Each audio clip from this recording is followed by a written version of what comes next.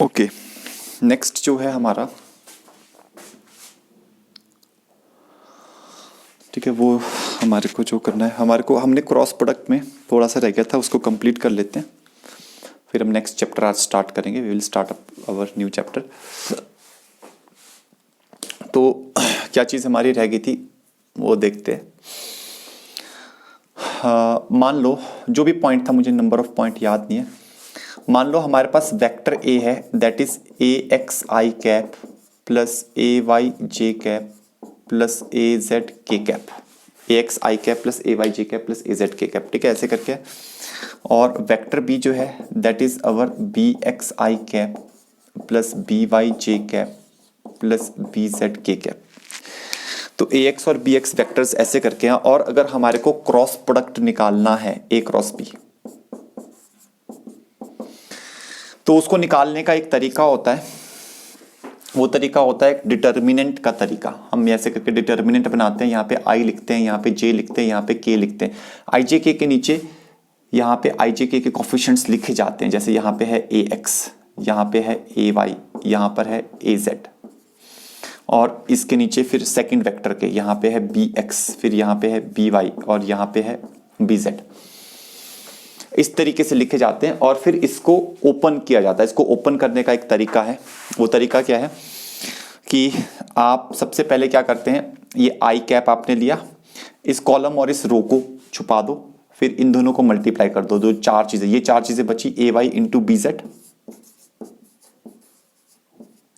Minus B Y into A Z. फिर आई के बाद जे पे जाओ, नेगेटिव साइन करना है, माइनस जे, ये कॉलम और ये रो छुपा दो, A X into B Z minus B X into A Z. फिर उससे नेक्स्ट पे जाओ, के कैप कर लो, के कैप कर लिया, ये कॉलम और ये रो छुपा दो, ये छुपा दो, तो ये चार चीजें बचेगी, A X into B Y minus B X into A Y. बस इस तरीके से क्रॉस प्रोडक्ट किया जाता है, ठीक है। अब इसके यूजेस क्या हैं, नेक्स्ट पॉइंट लिखिए, यूजेस ऑफ, नेक्स्ट पॉइंट लिखिए, uses of cross product.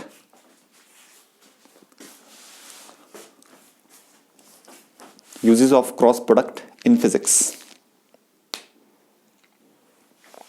Physics में बहुत सारी जगहों पर क्रॉस प्रोडक्ट का यूज होता है, बहुत सारी जगहें हैं जहां पर क्रॉस प्रोडक्ट का यूज होता है, ठीक है। तो उसमें से हम देखते हैं एक दो जगहें जहां पर हमारे को जो हमें करना है, जहां पर यूज हमें देखना है क्रॉस प्रोडक्ट का, तो एक दो हम देख लेते हैं उसमें से।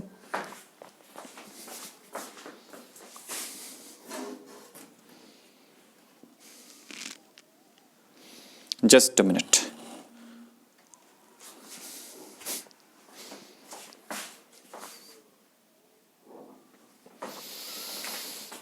ठीक है, सबसे पहला क्या है इसमें, सबसे फर्स्ट लिखिए, to find the area of a parallelogram, to find the area of a parallelogram and triangle, दोनों का एरिया, ठीक है। जैसे आप मान लीजिए कि अगर आपके पास कोई पैरेललोग्राम हो, ठीक है, ये पैरेललोग्राम है, अगर ये वेक्टर वेक्टर ए है और ये वाला vector this is vector B, और ये जो एंगल है दिस एंगल इज थीटा, ये वेक्टर ए, ये वेक्टर बी, और बीच का एंगल जो है वो थीटा है। तो एरिया ऑफ पैरेललोग्राम, ये पैरेललोग्राम है, इसका जो एरिया है that is equal to A cross B, A cross B का mod, area of parallelogram is this. अच्छा, अगर आपको ये दो साइड्स ना गिवन हो, अगर आपको डायगोनल गिवन हो, तब भी आप निकाल सकते हो। कैसे निकाल सकते हो, लेट अस सपोज कि ये आपके पास ऐसे करके ये पैरेललोग्राम है, इसका एक डायगोनल ये है, दिस डायगोनल इज D1, और दूसरा डायगोनल ये है, दिस डायगोनल इज D2। ये दो डायगोनल्स है, वेक्टर्स के रूप में गिवन है, ये D1 and D2, these two vectors are given. तब भी आप एरिया ऑफ पैरेललोग्राम निकाल सकते हो।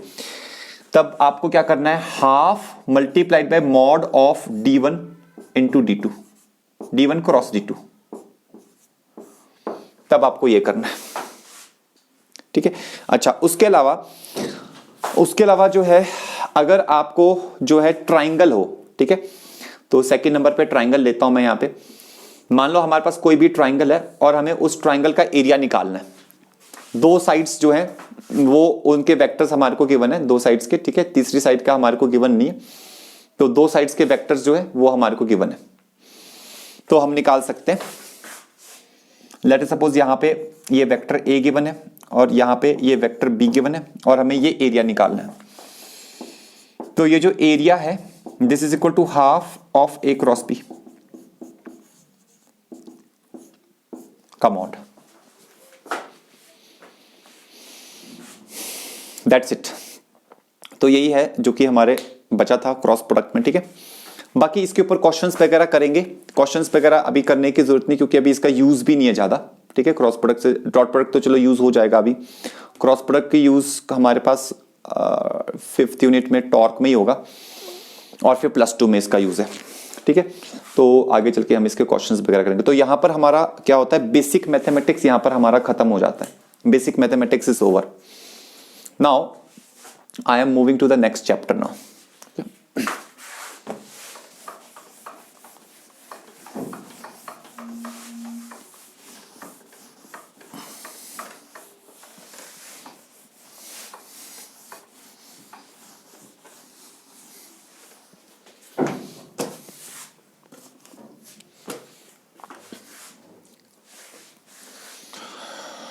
Okay, next chapter is our units and dimensions.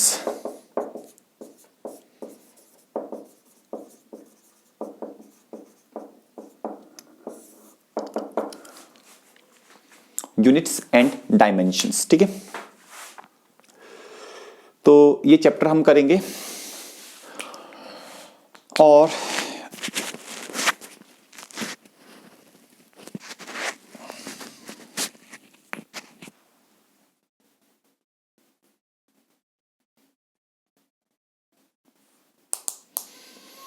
अच्छा, यूनिट्स एंड डायमेंशंस।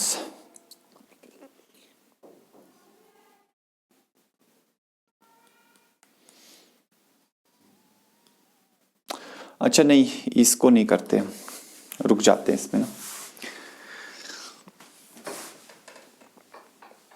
क्योंकि ये तो इवनिंग में भी होगा, फिर कॉमन हो जाएगा ये। ठीक है ठीक है, यूनिट्स एंड डायमेंशंस नहीं है ना, ये हो जाएगा बाद में। अभी जो हम करने जा रहे हैं, हम काइनेमेटिक्स कर लेते हैं।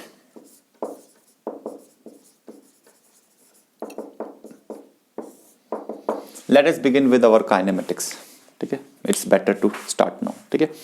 यूनिट्स एंड डायमेंशंस हो जाएगा बाद में, ठीक है, क्योंकि वो जो इवनिंग में हमारी क्लासेस चली हुई है वहाँ पर भी हमारा यूनिट्स एंड डायमेंशंस होना ही है, तो वहाँ पर भी जो है होना ही है, तो उनका भी नहीं हुआ हुआ है, तो वहाँ पर हो जाएगा, units and dimensions will be done, ठीक है।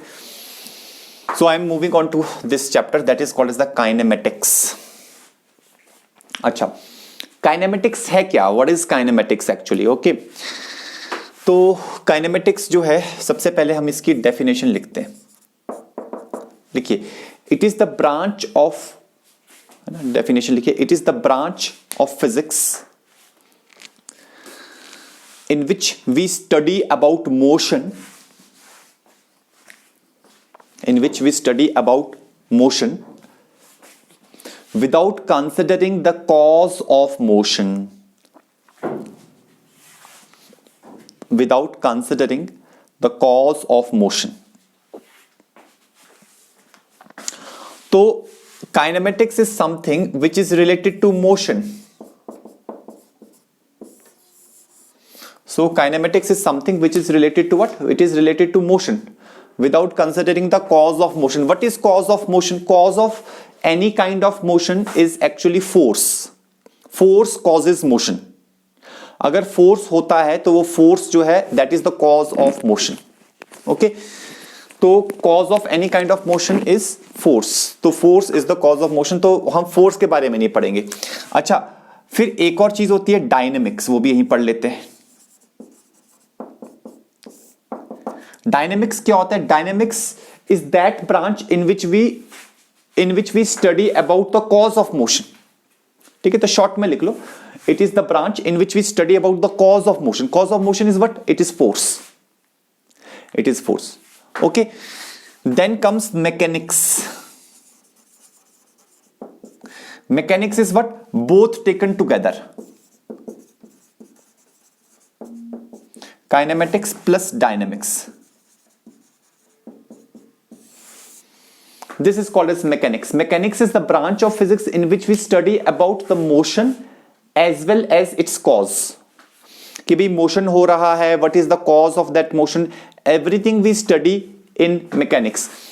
तो अब हम बेसिकली उस तरफ जा रहे हैं, मैकेनिक्स की तरफ जा रहे हैं। तो मैं इसमें हम क्या क्या पढ़ेंगे? पहले हम काइनेमेटिक्स पढ़ेंगे, फिर हम डायनेमिक्स पढ़ेंगे, मतलब काइनेमेटिक्स हम मोशन के बारे में पढ़ेंगे, फिर हम मोशन को पढ़ने के बाद फिर हम कॉज ऑफ मोशन के बारे में पढ़ेंगे, भी फोर्स के बारे में पढ़ेंगे, फिर हम दोनों का कॉम्बिनेशन पढ़ेंगे। मैकेनिक्स में हम आगे जाएंगे तो उसमें हम डेप्थ में जाएंगे, ठीक है। तो यही सब हमने करना है। अच्छा, तो अब जो है जब हम मोशन की बात कर रहे हैं, ठीक है, तो there are two terms, one is the motion, other is rest, ठीक है। तो नोट डालिए, रेस्ट एंड मोशन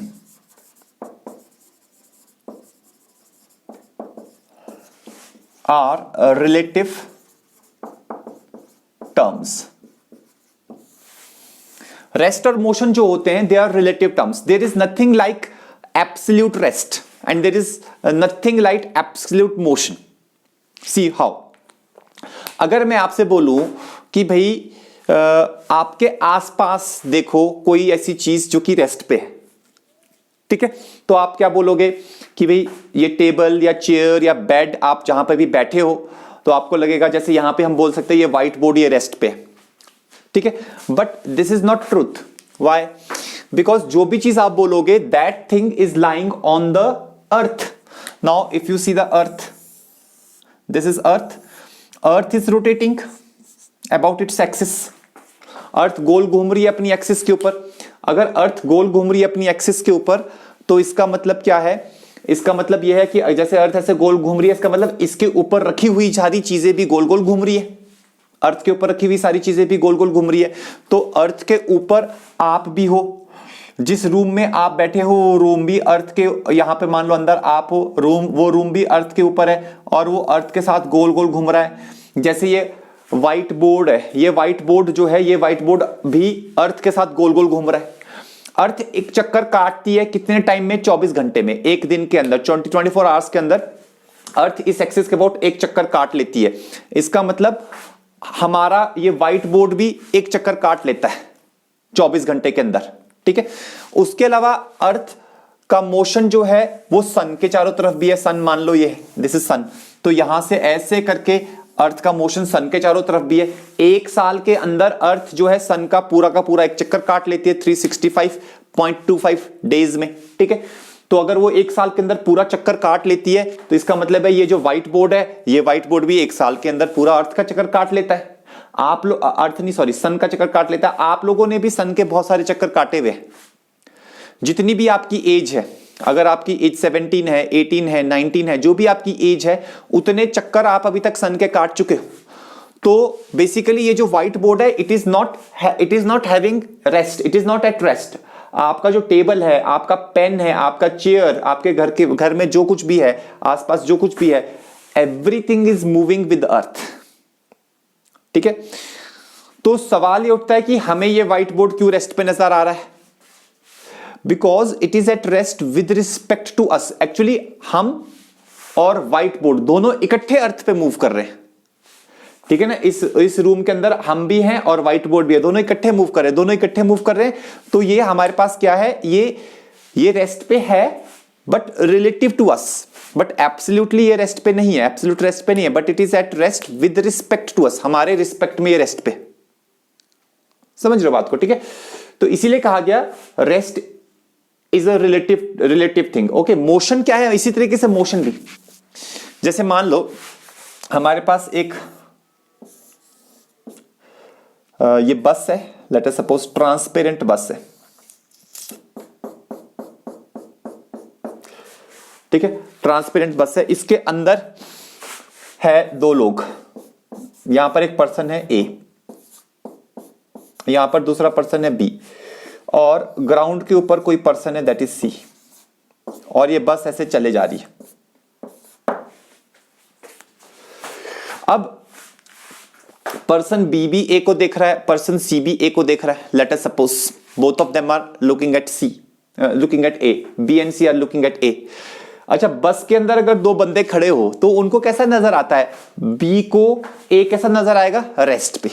बी को कैसा नजर आएगा? B will say that A is at rest. अच्छा, सी को ए कैसा नजर आएगा? उसको लगेगा बस के साथ मूव कर रहा है। तो भाई with respect to C A is moving, but with respect to B A is at rest. तो यहां पे मोशन जो है, motion and rest both are relative, मतलब किसके रिस्पेक्ट में क्या है अलग अलग हो सकता है। जैसे बी के रिस्पेक्ट में रेस्ट पे है, सी के रिस्पेक्ट में ये है, ठीक है। तो पहली चीज ये समझनी जरूरी है कि rest and motion they are not absolute terms but they are the relative terms. Fine, but यहां पर अब हम बात करेंगे मोशन के पैरामीटर्स की। So write down parameters of motion. Next topic लिखिए, parameters of motion.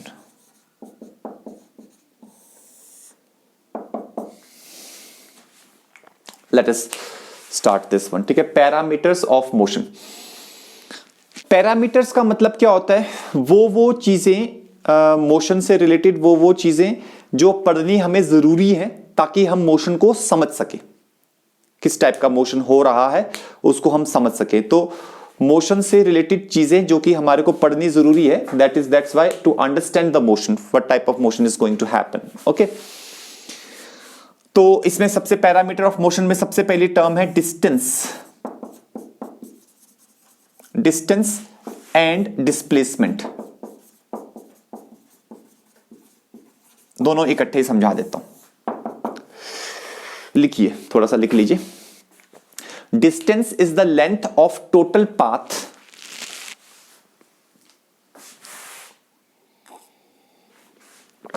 Distance is the length of the total path traveled by the body, and it is a scalar quantity,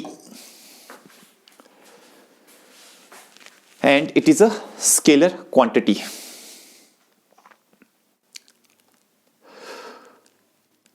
Whereas displacement is a vector quantity. Whereas displacement is a vector quantity.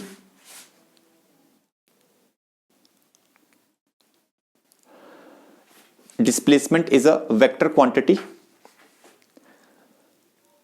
and its magnitude is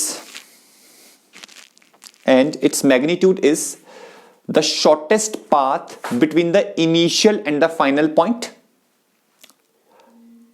And its magnitude is the shortest path between the initial and the final point.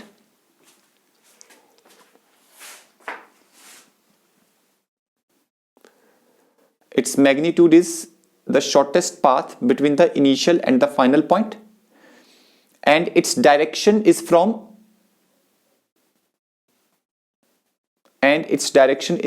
initial to the final position. Its direction is from initial to the final position. ठीक है, I hope आप लोगों ने ये सब लिख लिया है। अब देखो, मान लो ये पॉइंट है, ये पॉइंट ए है, पॉइंट ए से पॉइंट बी कोई पर्सन गया, ठीक है। हो सकता है वो इस पाथ से गया हो, ऐसे करके गया, यहां पहुंचा। तो ये जो पाथ है, इस पाथ की टोटल जो लेंथ है, total length of this path, that is called as the distance. Distance is the total length of the path. What is displacement? Displacement is and distance is scalar. Displacement is vector. तो हम initial से final position के लिए एक vector बनाते हैं। We draw a vector from the initial position to the final position. Okay? ये जो वेक्टर होता है, this vector is displacement vector. This is displacement. So displacement vector जो होता है, एक तो उसकी डायरेक्शन क्या होती है? Initial to final point.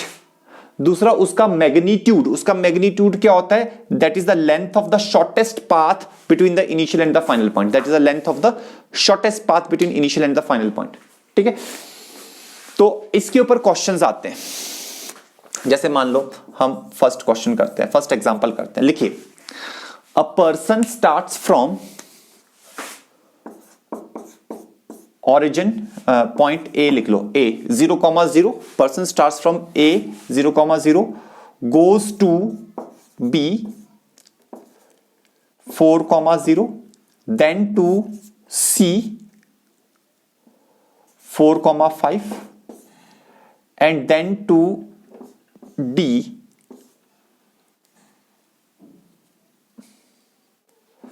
12,5. A person starts from point A, he goes to B, then he goes to C, A to B, then B to C, and then C to D on straight paths. On straight paths. Find out the total distance and the displacement traveled by the person. Find out the total distance and the displacement traveled by the person. अब देखो, आपको यहां पे हम explain करते हैं इसको। एक पर्सन जो है वो यहां से स्टार्ट किया उसने, दिस इज पॉइंट ए। ठीक है, point A is our origin. यहां से स्टार्ट किया, ए से गया बी। ठीक है, ए से गया वो बी, बी के कोऑर्डिनेट्स हैं 4,0, बी से गया सी, ऐसे करके आ गया, बी से गया सी, सी के कोऑर्डिनेट्स है 4,5, सी से गया डी और डी के कोऑर्डिनेट्स है 12,5। स्ट्रेट पाथ्स पे गया, तो यहां से ऐसे जिगजैग, ऐसे ऐसे ऐसे करके गया, ए से बी, बी से सी, सी से डी।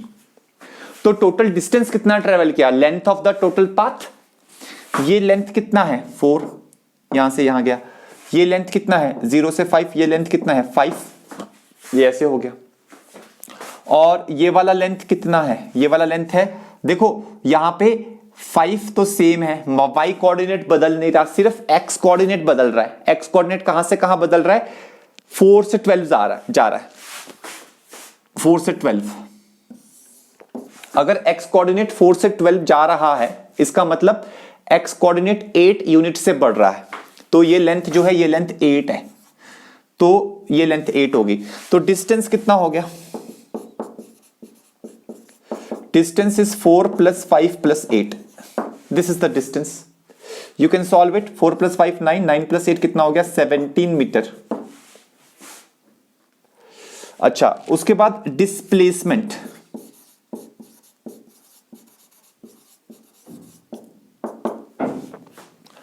ठीक है, डिस्प्लेसमेंट कितना होगा, तो जो डिस्प्लेसमेंट होगा that will B from the original point two the final point. ठीक है, ओरिजिनल टू फाइनल पॉइंट एक वेक्टर बना लो, तो ये आ गया हमारे पास, ओरिजिनल से फाइनल पॉइंट के लिए ये एक वेक्टर आ गया। ठीक है, ओरिजिनल से फाइनल पॉइंट के लिए वेक्टर आ गया। अब ओरिजिनल से फाइनल पॉइंट के लिए ये जो वेक्टर आया, तो ये हमारा डिस्प्लेसमेंट वेक्टर है। हमें इसका मैग्नीट्यूड भी निकालना है और डायरेक्शन भी। जब भी आप डिस्प्लेसमेंट निकालेंगे, डायरेक्शन पक्का निकालें। ठीक है, तो डायरेक्शन के लिए हमारे को ये एंगल चाहिए होगा, इस तरफ आप एक्स एक्सिस पे ले सकते हो, या फिर नॉर्थ साउथ वेस्ट ईस्ट भी ले सकते हो। ठीक है, तो सबसे पहले हम ये लेंथ निकाल लेते हैं। ये लेंथ निकालना बहुत आसान काम है, आप पाइथागोरस थ्योरम लगा लो। देखो, इस पॉइंट के कोऑर्डिनेट्स 12,5 है, ये लेंथ 5 होगी, और यहां से लेकर वहां तक की लेंथ ये 12 होगी, ये 12 वो 5। ठीक है, तो डिस्प्लेसमेंट का जो मैग्नीट्यूड है, ये एडी लेंथ, ये एडी लेंथ कितनी होगी, पाइथागोरस थ्योरम 12² + 5² का अंडर रूट, ये आ जाएगा 12² + 5² का अंडर रूट। 12² इज 144 + 5² इज 25, इसका अंडर रूट ये कितना आएगा, ये आएगा 169 का अंडर रूट, वो कितना होता है 13। तो माय डियर स्टूडेंट्स, डिस्प्लेसमेंट जो आ रही है दैट इज 13 मीटर्स, 13 मीटर की डिस्प्लेसमेंट होगी। अच्छा 13 मीटर की डिस्प्लेसमेंट होगी, डायरेक्शन के लिए ये एंगल थीटा निकालना पड़ेगा। आप यहां पे क्या करो, टेन थीटा निकाल लो। टेन थीटा क्या होता है, परपेंडिकुलर अपॉन बेस। तो परपेंडिकुलर अपॉन बेस, तो perpendicular is 5 upon base is 12। perpendicular is 5 upon base is 12. So what will be theta? Theta will be tan inverse of 5/12। ये हमने theta निकाल लिया, ठीक है। स्टैंडर्ड एंगल नहीं आ रहा है, ठीक है, तो कोई बात नहीं, हम इसको फिर ऐसे लिख सकते हैं, डिस्प्लेसमेंट को हम ऐसे लिख सकते हैं, ऐसे करके वेक्टर लगा दो। डिस्प्लेसमेंट को हम लिख सकते हैं, मैग्नीट्यूड है 13 metre at tan inverse of 5/12 north of east. East के नॉर्थ पे इतना एंगल बनाते हुए जा रहा है, तो नॉर्थ ऑफ ईस्ट, ठीक है। एक तरीका ये हो गया। अच्छा दूसरा तरीका डिस्प्लेसमेंट लिखने का तरीका, क्योंकि इसीलिए हमने देखो वेक्टर्स पहले पढ़ा और काइनेमेटिक्स हम बाद में पढ़ रहे हैं। उसका रीजन क्या है? उसका रीजन ये है कि आप काइनेमेटिक्स में अच्छे ढंग से वेक्टर्स को लगा सको, ठीक है। तो सीक्वेंस होनी भी यही चाहिए, वेक्टर्स बेसिक मैथमेटिक्स का पार्ट है, तो उसको हमें पहले पढ़ना चाहिए, उसके बाद हमारे को काइनेमेटिक्स जो है फिर उसको हैंडल करने में काफी आसानी हो जाती है, अच्छे क्वेश्चंस।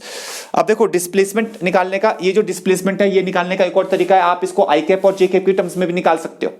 कैसे निकाल सकते हो आप देखो, मान लो यहां से इस डायरेक्शन में जो है ये एक कंपोनेंट हमने ले लिया, ये लेंथ कितनी है 12, और यहां से ऊपर की डायरेक्शन में ये हमने दूसरा कंपोनेंट ले लिया, ये लेंथ कितनी है, ये लेंथ है 5। तो ये कंपोनेंट है एक्स एक्सिस के लॉन्ग, ये 5 है वाई एक्सिस के लॉन्ग। तो this vector is this plus this. तो हम लोग क्या कह सकते हैं, हम लोग कह सकते हैं इसको 12 आई कैप, है ना, 12 I cap plus 5 J cap. This is the displacement vector, 12 I cap plus 5 J cap, this is the displacement vector. ये भी ठीक है, ये भी ठीक है, दोनों तरीके से आंसर्स लिखे जा सकते हैं, ठीक है। राइट डाउन नेक्स्ट क्वेश्चन, ठीक है। कहीं पे भी किसी को कुछ भी डाउट हो, देखो क्वेश्चन सॉल्विंग कर रहे हैं, ठीक है, तो कहीं पे भी किसी को कोई भी डाउट आए तो एकदम अपने आप को बीच में बोल सकते हो आप, you can unmute yourself and you can ask me. अच्छा नेक्स्ट क्वेश्चन जो है,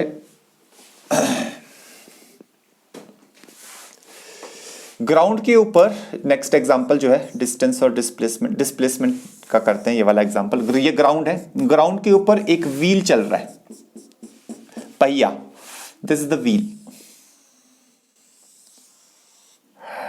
और इसका जो रेडियस है, इसका रेडियस जो है दैट इज 1 मीटर, ठीक है। और यहां पर ये एक पॉइंट है, ये पॉइंट P है। हमें ये बताना है कि जब ये पहिया आधा घूम, मतलब हाफ रोटेशन करके आगे जा चुका होगा, है ना, तो पॉइंट P की डिस्प्लेसमेंट क्या होगी। सो लिखो, क्वेश्चन लिखो, find out the displacement of point P, find out the displacement of the point P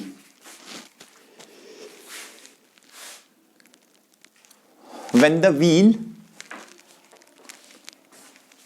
wheel rotates, when the wheel rotates by half revolution, when the wheel rotates by half of the revolution, आधा चक्कर काट लेता है wheel, आधा revolution ले लेता है, ठीक है। इसका मतलब क्या हुआ, ये यहां से ऐसे गोल घूमेगा और आगे चला जाएगा, और जब ये आधा चक्कर काट चुका होगा, ठीक है, ऐसे गोल घूम रहा है और आगे भी जा रहा है, तो ये पॉइंट P यहां से ऐसे घूम करके ऊपर जाएगा, पॉइंट P ऊपर पहुंच चुका होगा टॉप पे, पॉइंट P ऊपर पहुंच चुका टॉप पे, ठीक है। तो पॉइंट P का डिस्प्लेसमेंट क्या हुआ भाई, पॉइंट P का डिस्प्लेसमेंट ये हुआ, यहां से ये डायरेक्ट ये निकालना है हमारे को, ये लेंथ निकालनी है, ठीक है। कैसे निकालें, अब यहां पे एक राइट एंगल ट्रायंगल बना दीजिए आप, यहां से ऐसे, यहां से ऐसे, ठीक है।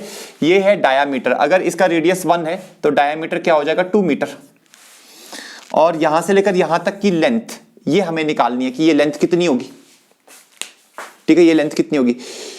तो ये लेंथ जो होगी, ये लेंथ होगी हाफ ऑफ द सर्कुम्फ्रेंस।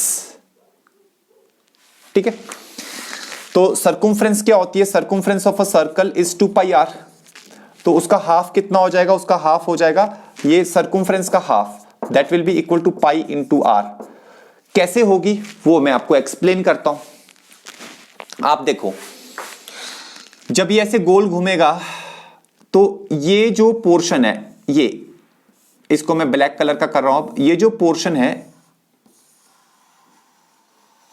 इतना पोर्शन जब ये आधा घूमेगा, जब ये आधा घूमेगा तो ये वाला जो ब्लैक पोर्शन है ये ऐसे करके घूमेगा, तो ये ब्लैक पोर्शन पूरा का पूरा यहां पे टच होगा और ये टॉप वाला पॉइंट यहां पहुंच चुका होगा और ये बॉटम वाला पॉइंट ये पूरा का पूरा यहां पहुंच चुका होगा।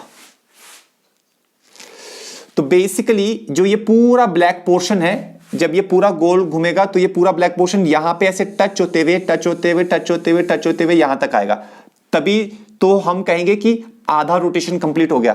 तो पॉइंट भी यहां से घूम करके ऊपर पहुंच गया, यहां पहुंच गया बेसिकली। और ये ब्लैक पोर्शन अगर यहां पे टच कर रहा है तो ये जो लेंथ है ये इस ब्लैक पोर्शन की लेंथ के बराबर है। अच्छा, direction,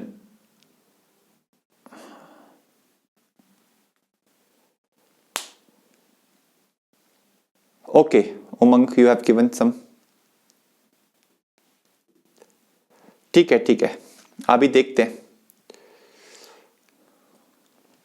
Umang has given the answers. हाँ, अगर आप पहले सॉल्व कर पा रहे हो तो you should give your answers, answers दे सकते हो आप, दैट इज नाइस।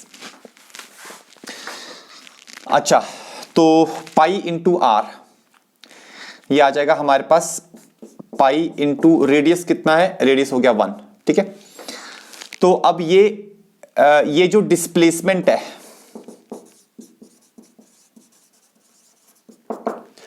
ये डिस्प्लेसमेंट कैसे आएगी?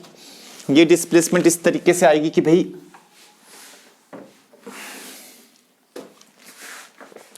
पाइथागोरस थ्योरम से, ये 90 डिग्री का एंगल है, तो this square, base square plus perpendicular square, base is pi, तो पाई स्क्वायर प्लस 2 स्क्वायर का अंडर रूट, ये पाइथागोरस थ्योरम से ऐसे करके आएगी। तो 2 2 14 है ना, तो 14 प्लस पाई स्क्वायर,